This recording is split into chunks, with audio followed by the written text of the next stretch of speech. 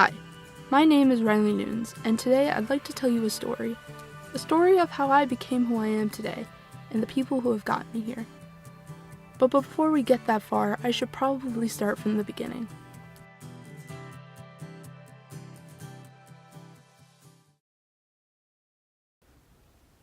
When I was younger, I was a really happy kid. I loved Spider-Man, I loved making art, and hanging out with friends. Then, everything changed. My parents got divorced, I moved from Massachusetts to Rhode Island, away from all of my family, and I started a new school for the third time. I learned the meaning of anxiety and true stress as I got older. Anxiety in itself is awful, but even worse when you can't put a name to it. Up until I reached 6th or 7th grade, I never knew the term of anxiety. So every time this feeling would pop up, I'd just get even more scared of myself. I began to lose touch with who I was. All I want to do in this world is just share my experiences. But you know what? No, the universe is like, fuck you, Riley. It can't be easy for you. I'm so frustrated.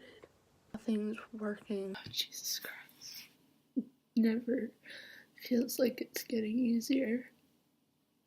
Have a good day. You have a few good days. And that same feeling comes. It hits you like a fucking truck. At this stressful time in my life, the internet became a savior for me. As I discovered more creators and got more enveloped into their universe, I gained more friends. I gained people who shared a similar interest to me, and little did I know would change my life all these years later. I've met so many wonderful people throughout my internet journey, from all over the US and the world. They've become some of the closest people that I can confide in, and have changed everything about me and have made me a better person. I met two people that little did I know would change my life forever. One being Jack Gasper and the other being Mia Jones. I met them over Twitter and we became best friends very quickly. Unfortunately, they both live in Canada. So I've never been able to meet them, hug them, or talk to them in person. But that doesn't change how close they are to me. And they became my best friends, and still to this day they stick by my side. 2, almost 3 years later. I love you. We met through the Tyler Oakley Twitter meetup.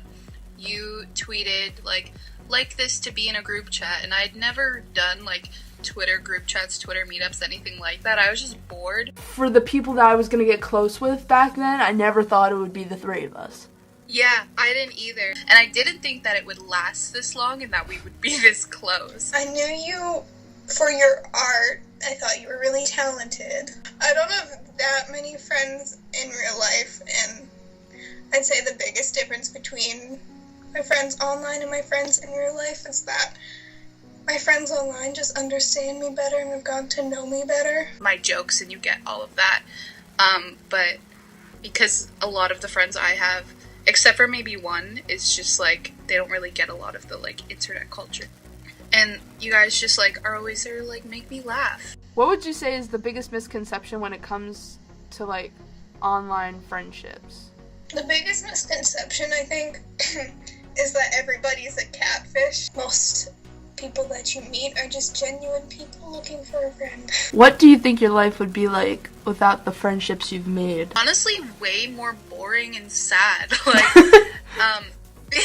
The internet is just such a huge impact of everything that I love and every one of my passions. And besides you and Jack, I have other friends that I've made that just make doing things going to concerts, for example. Jack's the person I go to every single event with, and we meet up with other people that we know are at those events, and without the internet, none of those relationships would be possible. I switched schools halfway through high school, and having Jack and Riley to talk to in that weird transition period was great because I was alone.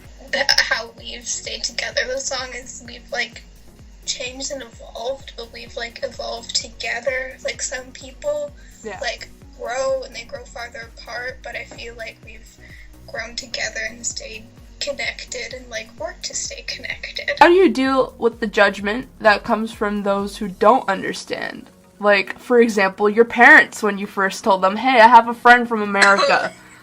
Oh yeah, I forgot all about that. Basically, I told my parents that I was friends with Jack and Riley about 6 months into our friendship, and they totally freaked out because I'd never had internet friends before, and they took away my phone. That was really hard to deal with. It didn't take too much did it take much convincing? A lot of people don't understand it and are really confused by it, and there's some people I've tried to explain it to a million times and I just gave up. I started Skyping you guys a lot more, and I had you on Skype, and I think I introduced you guys, and my parents were like, "Oh, she's not a serial killer. What a nice girl." Luckily, my parents are pretty understanding of it. They're just happy that I had people. And my mom loves you.